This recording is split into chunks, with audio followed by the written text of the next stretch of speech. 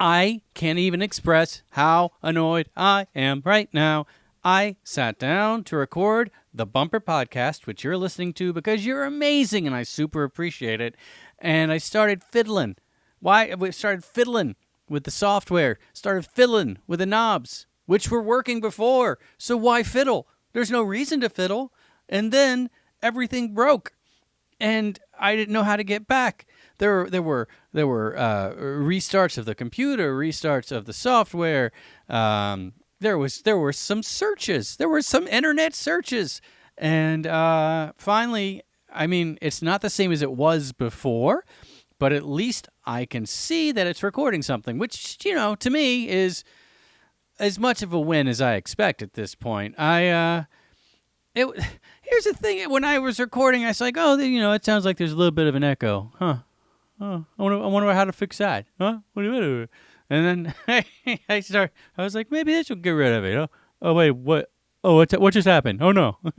and so that's what I've been doing for the last hour. So it's pretty exciting.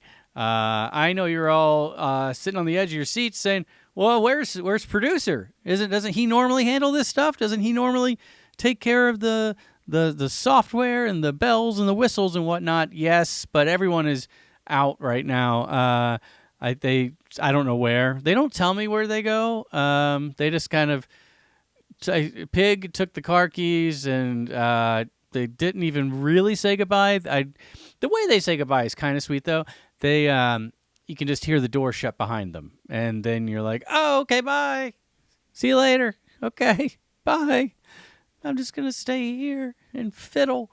Yeah, so I probably should have let producer handle the fiddling and the tweaking and the turning of the knobs and the pushing of the buttons, because what I got myself into was a real calamity. At a point, I said, well, "This is a real calamity" to myself out loud, because it was, and that was the only way I knew how to express the frustration that I was going through. Speaking of being frustrated, have tried to get better at not doing as many things as I was doing before. So not double booking. Double booking, everyone can handle that. Not triple and quadruple booking. That's where I seem to get into trouble. I can do 2 or 3 things at the same time and be in different places at the exact same time. I've mastered that. But once you get up into like 4, I can't do it. And people get frustrated. Well, why do you double, triple book? Why are you quad booking? And I'm like, I don't know. My brain thinks I can do everything all the time for everybody. And I was told that that's not the case. That's not how it works. And if you're going to commit to doing something, then you should go do that thing and be there, like have your mind present. And I was like, wait, so just having my body here, or just, while I'm on the call that's in my ear and while I'm also walking the dog, that's it's not okay? And they're like, no, you're distracted. You're in several different places at the same time. And I'm like, exactly. And they're like, exactly. You see the tone difference there. I thought I had it, that I had figured it out, and they were more frustrated. So that that happens, and that's fine. I don't know if any of you have ever been to a therapist. It's super fun because they have to listen to you for however long it is, and it's a weird thing. All the television shows, cartoons, they make it seem like, oh, there's a couch. There's no couch in mine, at least. I don't know. I assume some must have a couch, depending on how much space they have. Mine has a chair.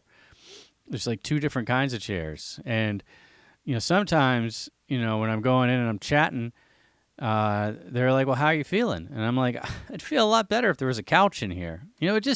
Because it would give me the sense that this was real, that what we were doing.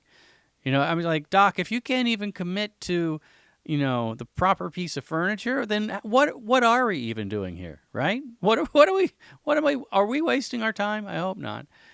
But the funny thing is, at the end, after you've discussed things and talked about billing or whatever you do, they say, so what do you, before we see each other again, what do you plan to do for yourself? What do you plan to do for self-care? Self-care. And the first time I heard that, I actually fell on the floor. I couldn't catch my breath. I was laughing so hard. Self-care? Doc, didn't you hear? I'm double, triple, quad booked. How could I? There's no time for self-care. Who's got time for self-care? I got to keep that boat afloat over there. I've got to keep that fire over there at bay. And I have to keep the roof from leaking, and I have to keep all the chickens fed, and on and on and on. So self-care for me is just waking up the next day to start it all again, which evidently not sustainable, not something you can just keep doing forever. You get tired, you get cranky. You might get some really, I think, wonderful bags under your eyes, little dark circles, right? And might get sick more often. So that's something that's going to probably happen. And then you might run into the situation that I did, where people get frustrated with you because you've double, you've triple, and you've quadruple booked yourself. So I'm working on not doing more, but the way my brain approached not doing more was by taking on a few different tasks, like one being, organizing myself and my time. It's like, if I organize myself and my time, then I can prioritize, and if I can prioritize, then I won't be double and triple booked. And now I spend a lot of time making notes, making lists, and prioritizing on top of everything else that I was doing. So people were like, "Wait, you didn't make it to the meeting. Where were you?" And I'm like, "Oh, yeah. No, it's okay. I was organizing my time. All right, I was prioritizing." And they're like, "Well, you don't seem like you're committed to this." And I'm like, "But that's exactly what I'm doing. I had to make a note with a to-do list that was broken out with different times and different days, different goals, right? Otherwise, I'm just flying by the seat of my pants." And they're like, "Well, you maybe should have done that when you're not supposed to be meeting with us." And I'm like, whoa. Baby steps, all right? Baby steps. Everybody just take a deep breath and understand what's happening here. And they took a deep breath and they said, well, what is happening here? And I said, I really don't know. I was hoping that was going to end the conversation. I was hoping by kind of leaving that out there that was going to be the end of it. And I wasn't expecting you to keep going. So honestly, this is kind of on you, right? Read the room. I was throwing up facades, and I was throwing up, fake fronts, and I was throwing up all kinds of subterfuge and smoke and mirrors, and you just kind of kept on walking down the street and tagged me. So now I'm it, and I didn't even want to be playing tag. Yesterday I was in a reptile store.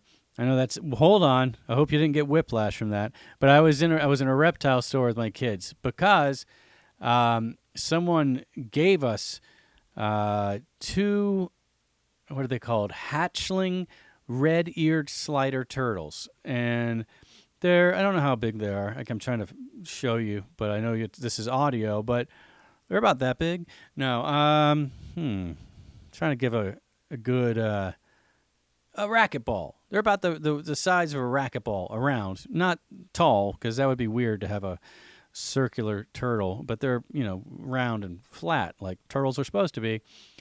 And the kids have named them. We have spent all the money buying a new habitat and setting all of that up with filters and heaters and, all the things. Little lights for the turtles, little dock that they can rest on. really they're living their best little turtle lives.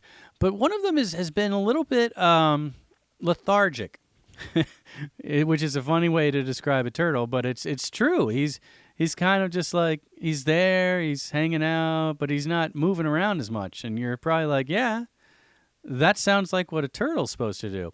And that's what I used to think too. But the other turtle, I keep saying that one's a buster.